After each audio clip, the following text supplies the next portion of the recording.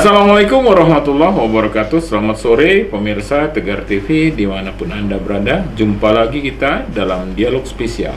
Kali ini bersama Bapak Tony Fisher sebagai Direktur Lembaga Pemerhati Hak Perempuan dan Anak LPHPA Lampung.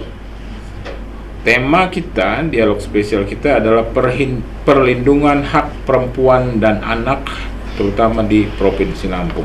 Ini Pak Tony, sebelum kita ke tema ini soal perlindungan hak perempuan dan anak, ini tentunya banyak masalah-masalah terkait soal masalah perempuan dan anak itu ya, Pak Tony. Tapi sebelum ke situ, perlu juga dijelaskan kepada pemirsa Tegar TV ini, Pak Tony. Ya kan, biar kenal juga ya, apa itu LPHPA Lampung, baik sejarah, struktur, dan sebagainya. Silakan Pak. Ya, terima kasih Pak Umar, Tegar TV dan pemirsanya, bahwa Lembaga Pemerhati Hak Perempuan dan Anak ini merupakan inisiatif awalnya dari komunitas pemerhati hak perempuan dan anak di nasional, tingkat nasional. Tadinya di provinsi. Di provinsi. Jadi gerakan dari teman-teman adik-adik mahasiswa yang waktu itu peduli tentang untuk gerakan literasi. Gerakan literasi. Itu tahun berapa itu? Jadi kita sudah mulai itu adik-adik itu tahun 2000. Tahun 2000. Selama pandemi itu mereka prihatin gimana sih ngisi anak-anak adik-adiknya ini gitu. Nah, terutama adik-adik yang di lingkupan di kawasan pesisir, di Wayuni, di daerah Lampasi, supaya mengisi waktu mereka. Alhamdulillah dapat juga ini karena kita dapat inventaris gitu Pak, ada bantuan gitu mobil perpustakaan gitu. Akhirnya kita gerakkanlah mobil perpustakaan itu. Nah, dari situ terus lambat laun gimana ada yang nawarkan waktu itu, kenapa enggak dijadikan lembaga saja. Gitu. Betul. Ya sudah, saya bilang kalau adik-adik mau kayak gitu ya, karena tujuan mereka ini gini, ada pengalaman suatu ketika ada pengaduan kasus itu di wilayah hukum kita di sini, di wilayah hukum Kedaton. Jadi ada anak jadi korban pemerkosaan oleh ayah tirinya, bingung lapor gitu. Nah, sementara adik-adik aktivis kita ini kan kita sudah belajarin paralegal, pendampingan. Nah, seperti itu. Nah, kalau sudah nyampe dalam proses pendampingan ini kan harus lembaga resmi. Nah, gitu. Jangan tidak bisa hanya komunitas aja, sifatnya hanya nganter aja komunitas ini, karena pasal 72 Undang-Undang Perlindungan Anak kan boleh semua. Nah, tapi untuk lebih dalam lagi, memberi psikologi segala macam kan. Nah, akhirnya bersepakatlah tahun 2021. Dari kepedulian dan keprihatinan. Jadi 2021 mulailah dibentuk lembaga itu. LPHPA itu ya. LPHPA. Nah, dalam perjalanannya karena kebetulan saya sendiri direktur ya kebetulan diajak jadi finalnya direktur di situ. Kebetulan aktivitas saya jadi mitra dari pemerintah provinsi Lampung maupun di Kementerian Pemberdayaan Perempuan dan Perlindungan Anak. Oh gitu ya. Sebagai fasilitator atau pendamping untuk gerakan yang namanya PATBN sama Kabupaten Layak Anak, dan juga sebagai fasilitator untuk gender, untuk pembangunan perempuan. Oh iya, betul.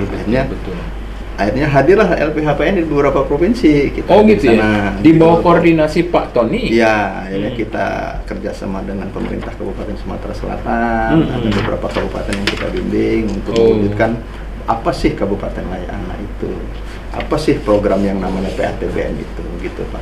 Kalau di LPHPA ini yang sudah ada di provinsi lain selain di Lampung apa aja jadi Pak? Ya baru kami Pak. Yang Palembang tadi. Nah jadi kalau provinsi atau kabupaten di provinsi yang undang ya kita yang hadir ke sana. Jadi belum ada perwakilan atau belum ada perwakilan. Gitu. Karena sambil berjalan kan namanya gerakan sosial, lembaga sosial gini kan. Kalau orang udah lari nanya mana gajinya segala macam kan jadinya kebetulan kan. Sementara kita gerakan peduli gitu. Latar belakangnya pendirian organisasi ini karena peduli dari kelompok komunitas gitu ya. Ya karena keprihatinan dengan suasana pandemi kemarin. Jadi melihat anak-anak ini sampai malam masih gitu kan. Jadi banyak tulisan-tulisan kami, penelitian kami itu, wah ini harus ada solusi. Bagaimana sudah itu ditambahkan selama pandemi nggak sekolah, buku pelajaran kan lupa. Iya betul. Ini ya udah kami buka donasi buku-buku pelajaran yang udah nggak dipakai segala macam, kita buka banyak yang kirim gitu loh. Kita Oh masukin gitu. lah. Sekretariat di mana, Sana, Pak? di Jalan Tony? Tirtayasa, Pak. Jalan Di Tirtayasa. terus di nomor 25 Nomor di 25 apa? Sukabumi. Sukabumi. Jadi artinya kalau pemirsa Tegar TV ada yang Iya, ingin bisa sana. berkunjung, Iya, silaturahmi, bisa. ya kan? Atau Kalau kantor operasional yang hari-hari yang paling dekat ada di sini di Glatik, Pak. Di Jalan Glatik. Jalan Glatik. Pangeran Emir M Nur. Pangeran Di perumahan dinas sosial di sana. Oh, di situ ya Iya. sekretariatnya Iya, itu, Pak. jadi Ya. operasional di sana. Oke. Kalau visinya barangkali, Pak? Ya, ini kalau terkait visinya kita berperan serta untuk perlindungan perempuan dan anak serta pemenuhan haknya. Misinya yaitu tadi, Pak, membangun bagaimana supaya perempuan dan anak di Lampung khususnya di Indonesia ini ya terpenuhi hak-haknya ya, untuk supaya seperti apa sih hak perempuan itu, hak anak itu, perlindungan hukumnya seperti apa, Betul. program dan kegiatannya apa, itu visi kami mendukung itu untuk pemerintah maupun masyarakat. Iyalah, jadi artinya jangan ada korban anak. Nah, korban jangan lagi ada perempuan. keberlanjutan. Apalagi situasi sekarang kan, Pak, Betul. darurat terus ini.